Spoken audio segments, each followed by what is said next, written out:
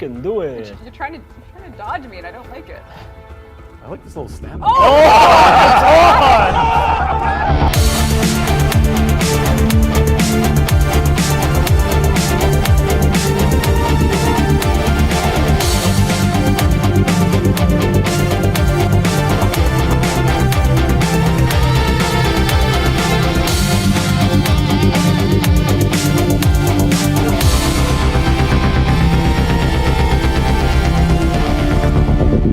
Has it been a couple of weeks? Hey everybody, how's it going? And welcome to Joey Zero's weekly Warframe show. I'm Joey Zero. How you doing? Did you do something different with your hair? Love it. So, we missed the last episode, and I mean, there are reasons, but it's still a bit unfortunate. I posted an update video about it a few days ago, so make sure you check that out if you haven't already. Also, this week brought, some fun stuff. The devs showed off Frame Fighter, which is a new game mode. We got some new dojo decorations. I'd show you ours, but we haven't really been able to decorate all that much yet, so... But they added a ton of new stuff for dojos. They increased the decoration cap, added new decoration placement options. You can add noggles and display posters, and there's new rooms. I've got to say, of all the dojos I've seen so far after the update, the results are pretty stunning, so it's totally worth checking out. We've also got some additional changes like Do Not Disturb mode, something that I love that. We got new tabs in the Foundry and the operator customization screens. And finally, you guys should all know by now that the 5th anniversary stuff is here. Crawling in my skin, these wounds they will not heal. Fear is how I fall. All the weapons are good, so get those. I've been trying to take a look at passive focus farming with a general build and a full set of Eidolon lenses lately, and I went with the full Dex set with Excalibur for those because I knew we were getting that Dexcalibur skin, and I can say pretty comfortably that they're some of the better weapons in the game, especially if you use them in tandem. Like if you're switching between weapons, they're typically pretty easily able to deal with just about anything, except for maybe the Dex Dakra. Those are kind of meh. I mean, they'll get the job done with a combo build, but otherwise, meh. So if you don't have them, go get them. Like right now, it's totally worth it. Totally worth like the 20 minutes it takes to do those alerts. Just go do it. Do it. Go do it. Anyway, that's it for kind of what's going on this week. I'm gonna go ahead and throw it over to Xandy now for the tip of the week. Behold, our tip of the week. My name is Xandy Pants, and I'm here with Shamrock Prince Atlas to wish you a happy St. Patrick's Day and to teach you about hitting things. The actual tip this time is really simple. I'm going to talk to you all about stance mods, and the tip is to look up literally every single stance mod you get. Open your search engine and type in Warframe space and then the name of the stance mod, so Defiled Snapdragon this time. Hit search, click that webpage on the Warframe wiki, and look at what the combos do. The wiki is mostly made by other players and is fallible, but not about this stuff. And this stuff is awesome, critically important, just all around worth knowing. Most, if not all, of the strongest melee weapons in the game are powered by something about their stances, and they're really easy to use. I'm quite bad at that one sort of fighting game where you have to press long combinations of keys to set off secret techniques, and I have almost never had problems with stances in this game. I find them very smooth and simple. And if you disagree, then please give me 1 minute to change your mind. So for example, as you saw before, here's my Jack Hussar build. It has terrible status chance and 1 damage type, so why am I using Condition Overload, you might well ask? It's because my stance, Defiled Snapdragon, has loads of forced slash procs and really good hitboxes. This weapon is slow, and against 1 target, you're never going to get that blaster proc, but with 10% status chance against 8 targets, it's actually very consistent.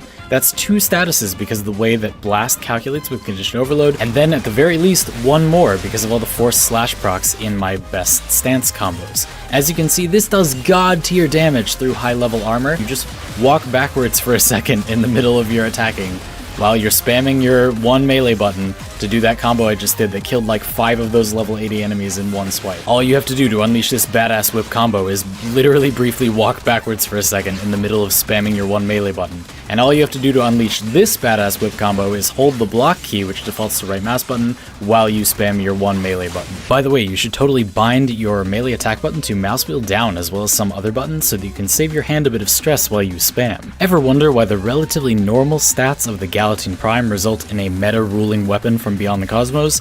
Well, Broken Bull's spins have a 300% damage multiplier. Ever wonder why rapiers even exist in a horde shooter? Vulpine Mask forces 2 slash procs right at the start of every combo and forces a finisher at the end of the hold combo. Yeah, stances are game changing and they're also really easy to use. Most of the time, you can find some easy trick to perform the stance you want. Like one I do with Broken Bull, so the paused combo for Cleaving Whirlwind here, is to spin the mouse wheel down as far as I can, which gets me 2 melee swings, and then just pause for a hot second before resuming my spam. Something like this, so scrolling all the way down, 2 swings, now I spam, and I just immediately do the spin, even though literally all I did was spin the mouse wheel and then spin the mouse wheel more. So fiddle with your favorite stances, and find a way to do the sick melee combos they're in. When you find a weapon you're interested in, check out the list of stances for that weapon class on the wiki, which you can find right below the weapon's stats, and then see if any of them have any crazy combos. Like, think about that. This is a rapier. What is happening to these enemies? Ooh! If you change your builds accordingly, you'll experience melee combat completely differently. Now go forth and tell them Xandy Pants sent you. Go and unleash your badass combos with this tip of the week. I'll see you all next time. Now it's time for an unpopular opinion. DE should restrict all anniversary gifts to those that are of the highest level of MR available at the time. You just watched Xenogelion giving an unpopular opinion. Brought to you by Xeneric brand energy soda. Get energized. Why hello! I didn't see you there. I'm from the Wildlife and Non-Human Conservation Aggregate, and I'm here to talk to you today about our friends, the Ghouls. But what's a ghoul, mister? Well, that's an excellent question, Timmy. It's a shame you're off to the Uvan Theatre, or we'd make an Archimedean of you yet. What? Well, Timmy, recent findings have revealed that the Ghouls were first conceived as a joint effort between the infamous grineer scientist Dr. Tengus and memory enthusiast Councillor Vahek as a cheap and speedy way of invading a planet without the need for more advanced troops. Unlike regular grineer, ghouls incubate in so-called diapause bags buried in the ground, absorbing nutrients in the soil before springing forth to gnaw on the nearest living thing. The grineer have even been known to deploy them from orbit, which, if successful, is impressive, because I'd imagine the result would be like dropping a bag of Uncle Ben's off a multi-story car park.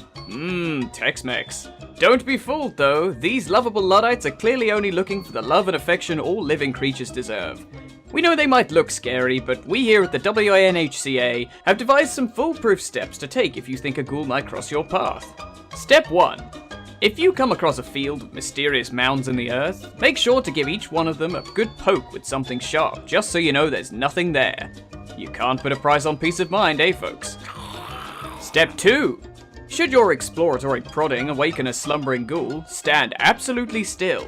You don't want to spook the poor thing, and our on-site scientists are 40% sure their vision is based on movement.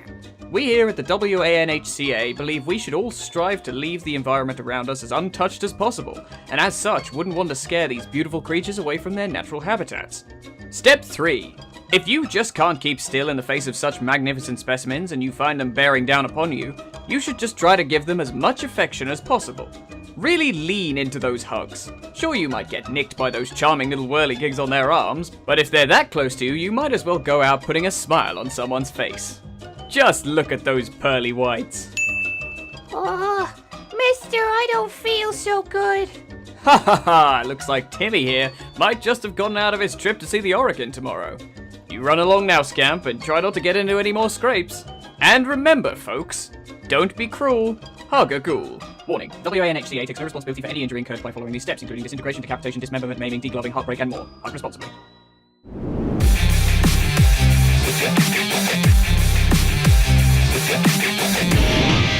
Alright, today we're going to be taking a look at the Sobek.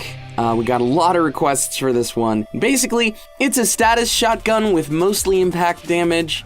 It doesn't really do crazy amounts of damage outright. It doesn't have the best IPS spread, but it does have some really solid ammo economy, and it has 2 weapon-specific mods that enable this weapon to do some really interesting things. First is a Syndicate mod from Steel Meridian, Shattering Justice, which gives it the additive status chance necessary to hit 100% status, as well as the Justice proc, which does blast damage, restores 25% of max health, and temporarily grants a little bit of extra armor. And the other one is Acid Shells, which is a really big part of what makes this weapon so much fun. It drops Gamechops from Caelid, and basically with this mod equipped, enemies killed with this weapon deal some flat corrosive damage in an AoE around the enemy, as well as 45% of the enemy's max health as corrosive damage. That's right, this is one of the few mechanics in the game that scales with enemy health, meaning that if you can get those kills pretty consistently, it can be really useful for killing the other enemies around, regardless of what level they are. Now, the wiki states that this burst can chain from multiple kills with one shot, kind of, an explosion causing other explosions around it. Regardless, this weapon is still known for being a low-level room clearer that's able to do the same into higher-level play with the addition of some other synergies, like Spore Sarin to half their health, which, by the way, that doesn't change the amount of AoE burst, just a heads up. Other frames like Spaghetti-nitis, Slova, or even flat damage buffers like Rhino or Chroma. Now, with that said, let's take a look at the build. It's pretty straightforward, it's a 100% status build, but one thing to note is that one of the big drawbacks to this weapon is that it requires not 4, but 5 status mods to get 100% status, and as we all know, you want to be at 100% status before multi-shot on shotguns. One last thing to note is that with this weapon, target prioritization is the name of the game. You want to be killing the highest health enemy first so that all of that damage can kind of trickle down to the other nearby enemies, making it easier to get those kill shots with. So if you're bad at target prioritization and you want to get better at it, this is a good weapon to get yourself familiar with. Now, with all of that said, Wait, hang on. I think since we're using synergies so much with this build, we might be able to hit 100% status with just 2 of the 4 dual stat mods and Nano Applicator. I just did the math and it works out, so yeah, this could work. And that would let us slot in an elemental mod to skew our damage more toward corrosive, which would lead to faster kills on those armored targets overall. So yeah, let me just do a couple... Okay, so I added a Forma. Really, if I wanted to, I could add another to kind of eke out that last rank on my elemental mod, but I just want to take a look at how it does.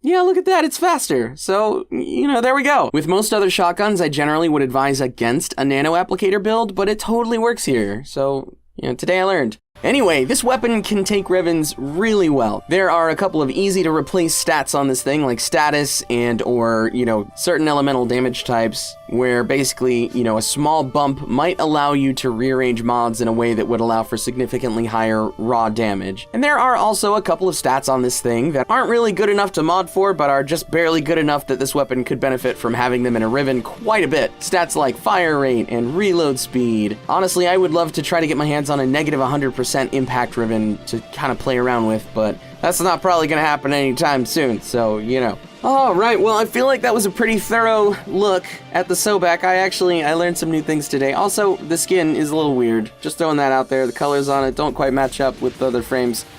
There it is. I said it, it's out there. If I had to rate this weapon, I'd rate it 4 out of 5 because it is really awesome at tackling 4/5 of Warframe's content, the other 1/5, which is like the very high level play, like beyond sortie level play, and Eidolons. This weapon is not great for those, but for everything else, it can wreck face pretty well, so there you go. Anyway, yeah, we've talked about it. Now, let's see it in action. Haha.